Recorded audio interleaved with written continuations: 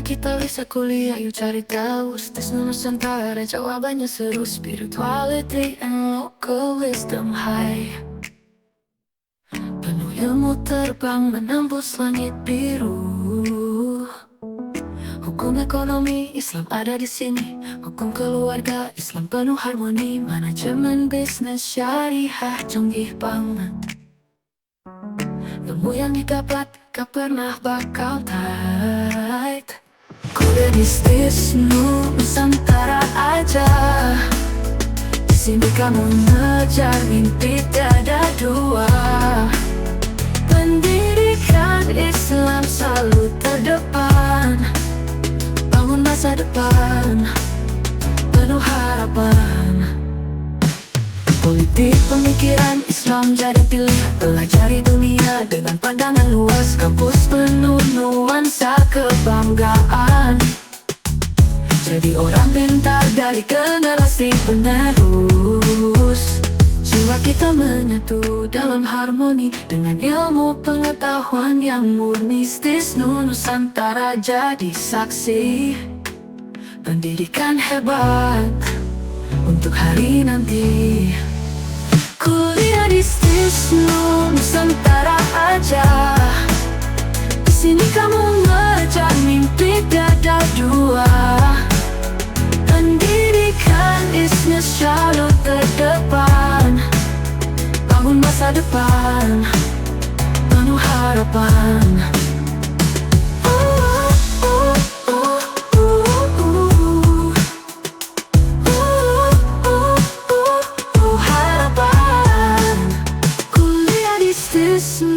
Nusantara aja. Di sini kamu ngejar mimpi tiada dua. Pendidikan Islam selalu terdepan. Bangun masa depan penuh harapan. Kuliah di Stisnu Nusantara aja. Di sini kamu ngejar mimpi tiada dua. Islam selalu terdepan.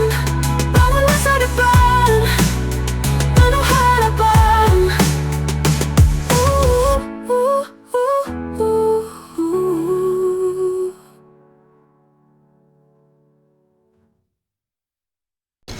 Oke, kembali lagi bersama saya Ilham Rijapi di podcast Stisnu Nusantara. Pada kesempatan hari ini kita kedatangan narasumber dari mahasiswa Nahdlatul Ulama Pecinta Alam ini, atau disingkat Sanupala. Pada hari ini juga kita harus membongkar ini di Sanupala ini bagaimana keseruannya dia naik gunung, naik tebing gitu kan. Ya, kita tanyakan aja langsung kepada narasumber kita. Bagaimana oh iya, belum kenalan ternyata. Kita kenalkan terlebih dahulu. Di sini ada Kakak Adit selaku Ketua Umum Sanupala, juga ada Kakak Irfan sebagai pengurus dari Sanupala itu sendiri. Gitu. Jadi kira-kira Kak Adit ini bagaimana mahasiswa Stisnu ini berkecimpung di dunia pecinta alam ini? Bagaimana kita menarik perhatian dari mahasiswa untuk bergabung kepada UKM Sanupala? Juga apa sih sebenarnya Sanupala itu? Nah, fungsinya di mana sih? Gitu. Mungkin itu Kak Adit. Coba dijawab lah. Kita ngobrol-ngobrol santai aja ini. Oke, terima kasih Pres Ilham yang telah mengundang kita dari UKM Sanupala. Saya di sini nggak sendirian, kawan-kawan. Di sini saya bersama Bung Bogo. Nih, sebelum itu kita kalau di Sanupala itu ada nama lapangan. Oh iya, betul. Ya, jadi kalau misalkan manggil kita dimanapun mungkin yang udah tahu nama lapangan pakai nama lapangan. Nama lapangan gua Pehoy dan nama lapangan gua itu biasa dipanggil Bang Box atau Bang Bogo. Bang Bogo, menarik ini Sanupala sendiri. Iya memang dengar-dengar dari mahasiswa pecinta alam yang lain juga gitu. Mereka punya nama tersendiri. Katanya sih diberikan pada saat mereka melaksanakan pendidikan dasar. Betul nggak itu? Betul. Betul. Ya. Dan nama lapangan ini juga katanya berdasarkan kebiasaan mereka pas di klasar tersebut. Betul. Jadi timbulnya nama lapangan itu atau nama rimba itu karakter mereka pada saat mereka melakukan pendidikan dasar yang sudah kita lakukan. Itulah timbul di mana mereka dapat nama lapangan atau nama rimba. Seperti saya itu Bang Bok atau Bang Bogo. Nah, kalau boleh tahu pasti pemberian nama lapangan tersebut juga ada maknanya ya kan? Nah, teman-teman yang di sini nantinya viewers atau penonton setia kita di sini boleh mengetahui nggak sih arti dari nama lapangan tersebut? Oke, kalau persoalan nama lapangan ya makna dan segala macamnya mungkin akan lebih menarik lagi nanti kita ngobrol di Secret aja. Betul. Kalian ngopi-ngopi santai di Secret Sanupala. Siapa tahu kan mahasiswa STIS Nusantara khususnya ada ketertarikan lagi buat masuk UKM karena salah satu UKM tertua di STIS ini adalah UKM Sanupala. Kebetulan Sanupala ini dibentuk itu dipelopori oleh 3 orang, ada Bang Jampang, Bang Fajar, sama Bang Alif. Betul. Dan sekilas histori aja yang memperkenalkan UKM Sanupala. Karena tadi dibilang UKM tertua, emang begitu nyatanya karena Sanupala itu dibentuk pada tanggal 26 Oktober 2016 dan disahkan mendapatkan SK dari kampus itu tanggal 4 Februari tahun 2017. Tuh, alhamdulillah seiring berjalannya waktu sampai saat ini Sanupala masih bisa eksis di mapala-mapala khususnya di kampus. Ya. Kalau melihat dari yang disampaikan oleh Kakak Adit ini memang cukup lama proses Sanupala berdiri ini ya. Bang Pehoy. Oh, Bang Pehoy. Bang Pehoy. Kita pakai nama lapangan. Oke. Baik, Bang Pehoy. Gitu ya. Jadi gimana nih teman-teman anak Mapala ini, Bang Pehoy? Keseruannya lah di dalam unit kegiatan mahasiswa pecinta alam. Oke. Mungkin kalau keseruan ya kita bisa katakan UKM Sanupala yang paling seru. Betul. Paling seru. Benar. Betul. Gimana serunya itu? Dibilang paling seru karena kita UKM, unit kegiatan mahasiswa, yaitu yang ada di mahasiswa, di dalam, di internal. Betul. Tapi kita berkegiatan di luar. Oh iya, Mapala memang biasanya itu berkegiatan di luar terus ya. Kita berkegiatan dengan alam bebas, tapi mempunyai prosedur yang baik, mempunyai SOP yang sangat cukup baik, sehingga kita selamat gitu ketika kita berada di alam bebas. Karena Mapala di Sanupala ini banyak divisinya, ada 3.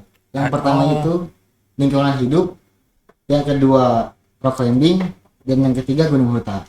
Wah, jadi Bang Bogo menyampaikan juga ternyata di UKM Sanupala sendiri mempunyai 3 divisi.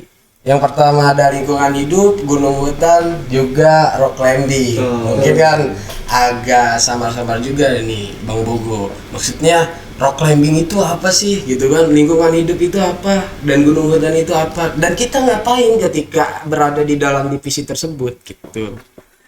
Gimana Kakak Adit, Kakak Pehoy dengan Kakak Bogo di sini?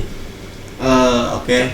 Mungkin itu kan divisi ya, divisi yang ada di Sanupala itu benar tadi ada 3. Yang pertama itu tadi lingkungan hidup, rock climbing, sama gunung hutan. Itu salah satu nanti buat kawan-kawan atau kalau di kita calon anggota ya. Kalau karena proses supaya menjadi anggota penuh seperti kita ini, kalau disingkatnya apa ini, lumayan panjang. Lumayan panjang kayak nunggu harapan dari dia. Anjay, nunggu harapan dari dia. Bahkan dia tidak akan pernah kembali. Ampun, Gitu ya. ampun. lumayan agak panjang, makanya yang pertama itu calon anggota. Nah, ada divisi ini, 3 divisi ini buat mewadahi nanti buat para anggota-anggota baru minat mereka masuk MAPA ini di mana. Tuh, misalkan ada calon anggota di Sanopala minat rock climbing, bisa dia punya basic misalkan panjat tebing, bisa masuk rock climbing. Salah satu ketua divisinya ini Bang Bogo. Terus ada lagi lingkungan hidup, ya nggak beda jauh. Lingkungan hidup ya sekitar kita ya, hal-hal kecil dalam divisi lingkungan hidup itu. Yang pertama hal kecil ya bisa dibilang jaga kebersihan lah, buat diri kita maupun diri orang lain. Itu kan karena tempat yang nyaman itu bisa menghadirkan otak yang segar, pemikiran yang segar juga. Itu hal-hal kecilnya. Ya di sisi lain mungkin nanti kedepannya bisa di lingkungan hidup kayak mengamati isu-isu lingkungan, terus kerusakan lingkungan. Terus ada yang fokus untuk penanaman hidroponik, ada juga nanti yang berfokus ke pengolahan sampah. Itu untuk di gunung hutan mungkin. Nah ini yang banyak ini di gunung hutan, di dalamnya itu ada nafdar. Apa tuh nafdar tuh? Nah untuk nafdar itu navigasi darat. Banyak sekali lah belajar peta gitu, kompas lainnya. Iya, kayak hal-hal dasarnya belajar peta, kompas dan segala macamnya. Terus ada juga tadi survival. Iya, bagaimana kita, karena kita berkegiatan di luar ya, di outdoor, terutama di gunung bisa dikatakan hutan rimba. Iya, di hutan rimba. Survival sangat penting bertahan hidup di alam bebas gitu. Pokoknya seru lah masuk Sanopala itu. Jadi memang mempunyai manfaat yang sangat besar juga ya, berpengaruh kepada masyarakat. Yang tadi dicontohkan bahwasanya di Sanopala tersebut ada divisi lingkungan hidup gitu kan.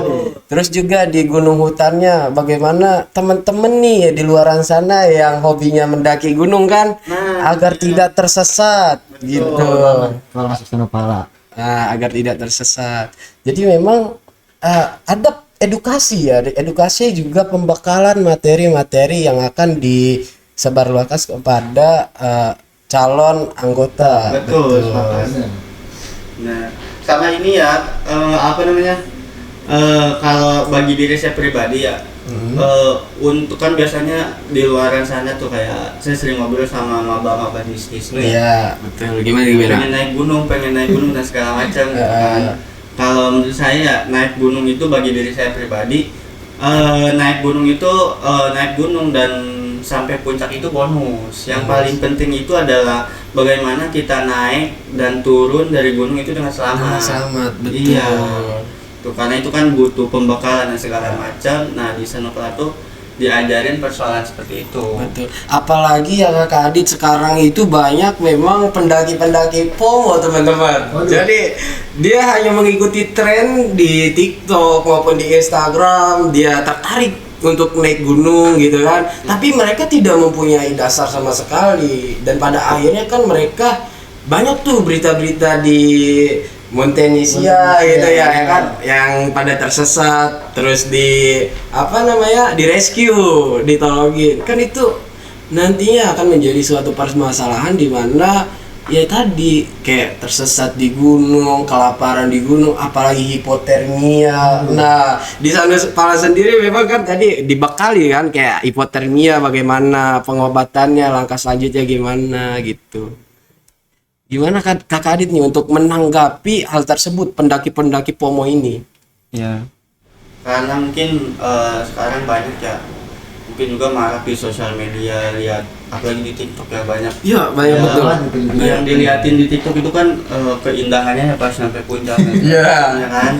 Mungkin bagi anak-anak yang baru main TikTok dan ada keinginan hasrat pengen naik gunung, buset enak nih naik gunung, enggak banget, bagus semuanya. Cuman kan di sisi lain ada memang perjalanan yang memang nantinya ada hujan dan segala macam, nanti kita misalkan bawa logistik kurang, terus bagaimana kita mengatasi kelaparan itu dengan logistik yang memang seadanya, gitu. Karena kalau pandangan saya persoalan pendaki-pendaki yang tadi dibilang Pres Ilham Pomo ini, cari dulu lah ilmunya, itu kan bekali dulu, karena kita kan di alam punya hukumnya sendiri, itu nggak sekonyong-konyong kita pengen naik gunung, gua bawa nasi bawa apa dari rumah langsung berangkat, ya mungkin saya harap sih takutnya ada kejadian yang tidak diinginkan gitu.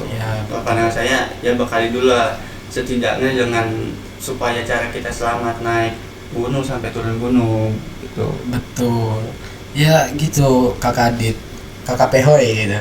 Ya ada kekhawatiran tersendiri nih untuk pendaki-pendaki di luar sana gitu kan, jangan sampai mereka tersesat, dan memang ada yang fokus dalam wadah tersebut. Salah satunya adalah mahasiswa pecinta alam. Nah, dengar-dengar nih Mapala juga ya, lahirnya Mapala itu di UI, bener apa enggak tuh? Iya betul. Di UI itu Mapala pertama itu lahir itu di Universitas Indonesia di UI. Salah satunya itu pendirinya itu Sohoki. Saya baca-baca di artikel, didirikannya itu tanggal 12 Desember 1964 di Universitas Indonesia. Itu ada beberapa nama sebelum disahkan menjadi Mapala UI, cuman saya lupa lagi. Saya sendiri agak penasaran nih, Kak Pehoy, lahirnya Mapala di ruang lingkup kampus itu sebenarnya untuk apa sih gitu? Kalau saya berkesempatan waktu itu ngobrol sama senior, salah satunya Bang Alif, saya sempat menanyakan persoalan, abang kenapa ngadirin Sanupala gitu kan?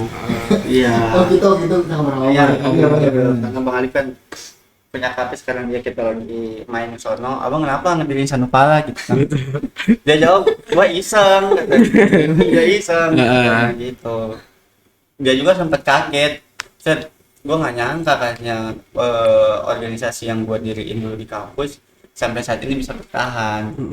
Mungkin awalnya dari keisengan senior, karena saya dapat jawaban dari senior kayak gitu iseng, cuman ya sisanya untuk mewadahi teman-teman mahasiswa Stisnu yang memang berminat atau suka yang mendaki gunung, ya kita wadahilah dengan organisasi Sanupala.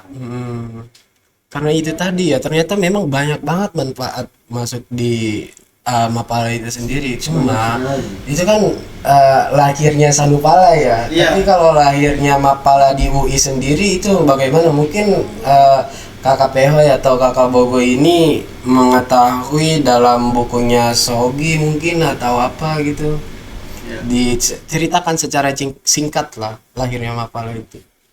Iya, mohon maaf kalau salah koreksi ya. Saya sempat baca kemarin karena alhamdulillah di Sanu kemarin lagi rutin-rutinnya nih upgrading calon anggota ya, Betul. Ya karena mau dikelaskan juga, lagi-lagi pembekalan buat mereka. Persoalan kenapa ada Mapala di UI ya. Pas saya baca ternyata pada saat itu kan ada pembekuan organisasi Ormawa tuh di eranya Soeharto. Terus Gi juga yang saya baca merasa muak dengan Ormawa yang memang terlalu bermain politik lah, kurang lebihnya seperti itu. Kalau salah mohon maaf dikoreksi. Nah, membentuklah organisasi Mapala ini tuh yang memang independen, enggak mungkin untuk sekali mengkritis pemerintah, cuman tidak berfokus untuk hal itu.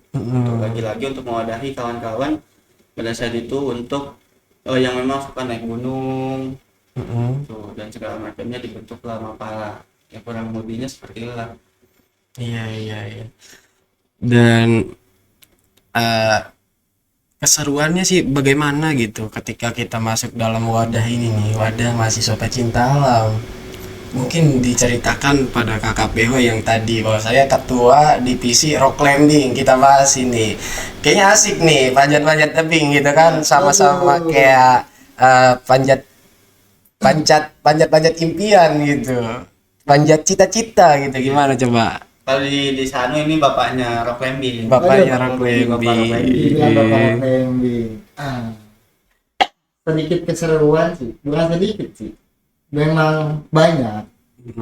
Selama saya menjabat di Sanupala sebagai divisi rock climbing itu seru sekali. Kita latihan panjat tebing yang benar-benar asli tebing ya, dengan peralatan yang safety. Ya, tentu itu harus safety. Kita belajar di Sanupala itu mengenal kegiatan panjat tebing. Tebing Ciampea itu saya pernah naik dan latihan waktu itu bersama anak-anak Mapala lain juga. Ada Mapala MBA dan Matapala, itu Mapala Tangerang. Itu seru sekali. Kita di sana belajar kekuatan tangan dan kaki. Terus kita belajar otak, kita harus melewati jalur mana. Dan pada saat itu Gimana? saya naik lalu saya jatuh di ketinggian dengan 12 meter. Waduh, berarti tinggi ya tebing Ciampea itu? Tinggi, tebing Ciampea itu hampir 30 meter. 30 meter. Iya. Saya jatuh di ketinggian 12 meter. Tapi alhamdulillah saya masih selamat. Karena ya kita menggunakan alat-alat safety. Oh iya benar. Itulah kenapa di Sanupala atau di Mapala diajarkan SOP yang sangat baik. Itu seru, itu pengalaman buat saya. Iya. Karena saya percaya sama alat saya nih. Ini udah safety, udah benar, tapi dengan kekuatan tangan saya tidak bisa mencengkram. Akhirnya saya jatuh dalam ketinggian 12 meter. Saya panik gitu.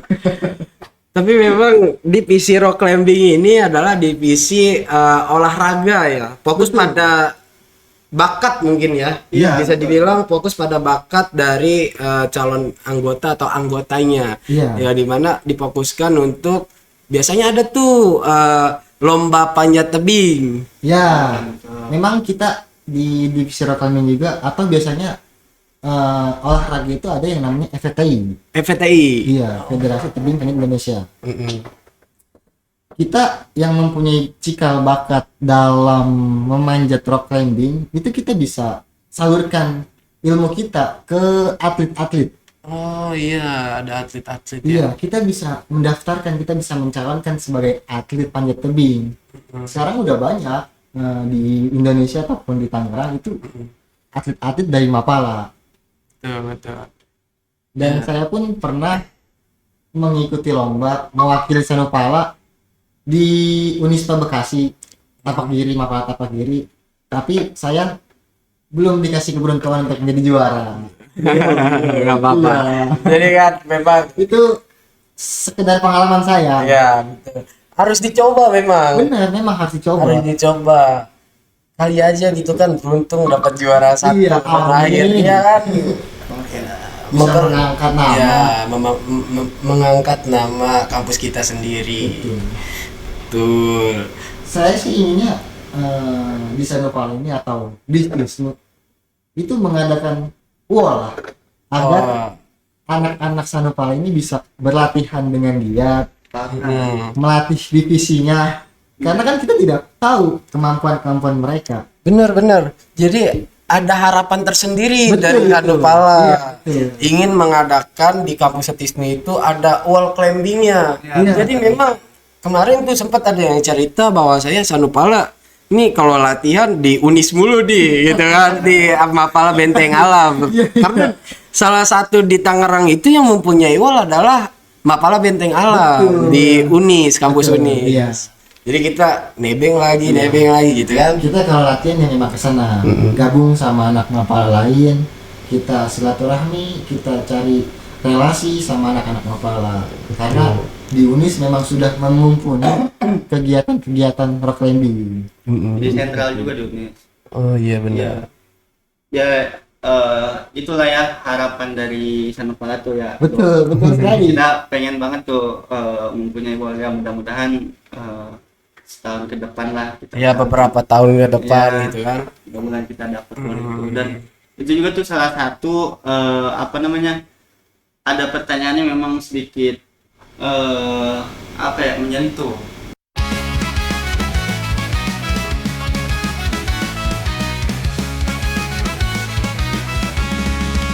Kemana kita bisa kuliah? Tempat terbaik penuh cahaya. Stisnu Nusantara jawabannya. Jangan ragu daftar segera. Ayo kuliah Stisnu Nusantara. Pelajari ilmu dan gembira. Spiritualitas dan kebijaksanaan bikin kamu jadi penuh harapan. Hukum ekonomi Islam tersedia. Hukum keluarga juga ada. Manajemen bisnis syariah. Bisnis itu semua bisa kau jelajah. Ayo kuliah Stisnu Nusantara. Pelajari ilmu dan gembira. Spiritualitas dan kebijaksanaan bikin kamu jadi penuh harapan.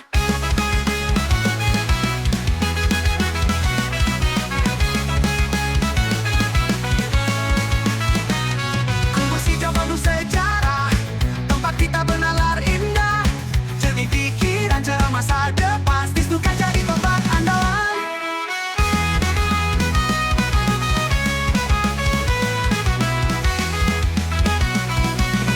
Ayo kuliah Stisnu Nusantara. Pelajari ilmu dengan gembira. Spiritualitas dan kebijaksanaan bikin kamu jadi penuh harapan.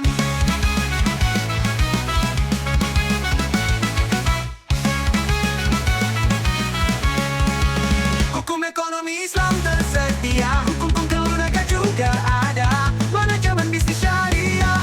Bisnis itu semua bisa kau jelajah. Ayo kuliah Stisnu Nusantara. Pelajari ilmu dengan gembira. Spiritualitas dan kebijaksanaan bikin kamu jadi penuh